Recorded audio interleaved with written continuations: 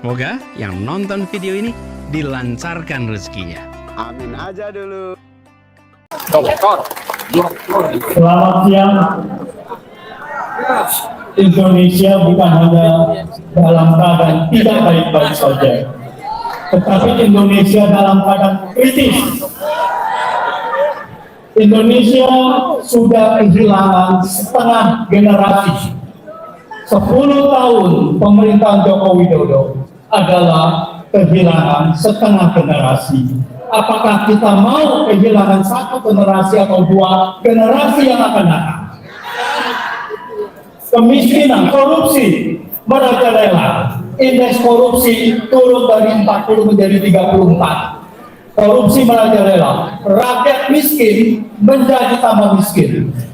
Dari 2019 sampai 2023, rakyat miskin naik 1%. Dari 2014 sampai 2023, rakyat miskin hanya turun 1%. Sedangkan kenaikan utang pemerintah dari 2014 sampai 2023 selama 9 tahun naik 5.500 triliun. Lebih dari 2 kali lipat utang 6 presiden sebelumnya. Itu hanya 2.600. Sumber daya Indonesia terjaga, dieksploitasi. Rakyat di daerah dibiarkan menderita, diusir, diteknikal. Kita hanya mendapatkan, rakyat di sana mendapatkan suatu iklim yang sangat meracuni mereka karena tidak dilakukan, penambangan itu tidak dilakukan dengan good governance, tetapi pencemaran lingkungan, pencemaran air bersih dan sebagainya itu merajalela. Kita bersama 10 tahun. Sekarang kita berharap ada pemilu yang bersih, yang bisa menggantikan suksesi kepemimpinan secara damai. Tetapi apa yang dilakukan? Bahwa kecurangan TSM ini sangat transparan. Kecurangan TSM hanya bisa dilakukan oleh penguasa yang mempunyai kekuasaan untuk penyelenggaraan pemilu. Bansos melanggar konstitusi, tidak ada anggaran, lalu diambil anggaran dari tempat-tempat lain, melanggar konstitusi, melanggar hak budget dari DPR. Sekarang DPR sedang mengalami ujian. Apakah DPR berani untuk melaksanakan hak angket? Karena DPR saat ini adalah yang bertanggung jawab terhadap karut marut bangsa ini.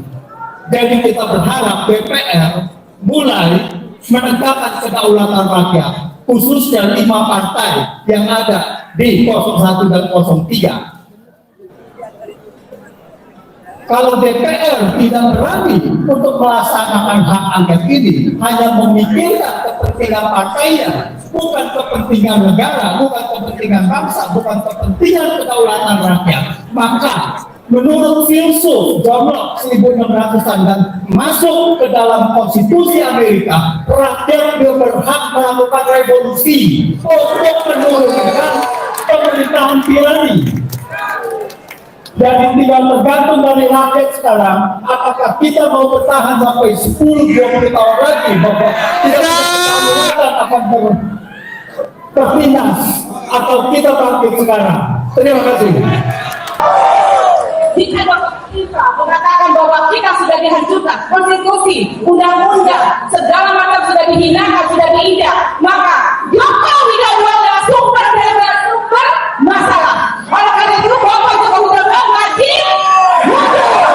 Jika tidak bisa dimundurkan secara konstitusional, maka secara parlementer maka yang akan bekerja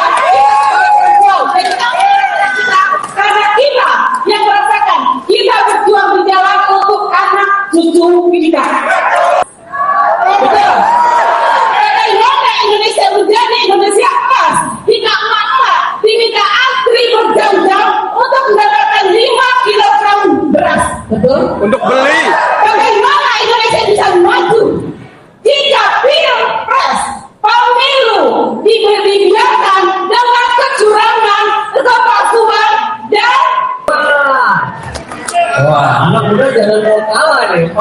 luar biasa. Berikutnya kita akan dengarkan tokoh mahasiswa yang juga mantan ketua BPIPB, Saudara Imanudin Abdul Rahman. Saya menjadi seorang mahasiswa mulai tahun 2019. Baru menjadi mahasiswa. Selama 4 tahun pemerintahan Jokowi, saya tergabung berbagai macam aliansi dan gerakan mahasiswa, melihat berbagai macam kezaliman dan kezaliman Presiden Joko Widodo. Ibu-ibu, bapak-bapak, saya melihat, saya ingatkan kesalahan, kecurangan, kezaliman Presiden Joko Widodo tidak hanya pada pemilu kali ini saja, tapi sudah dari awal, Bapak Ibu semua. 2019 ada sebuah revisi undang-undang KPK yang melemahkan korupsi di Indonesia, menyebabkan korupsi merajalela.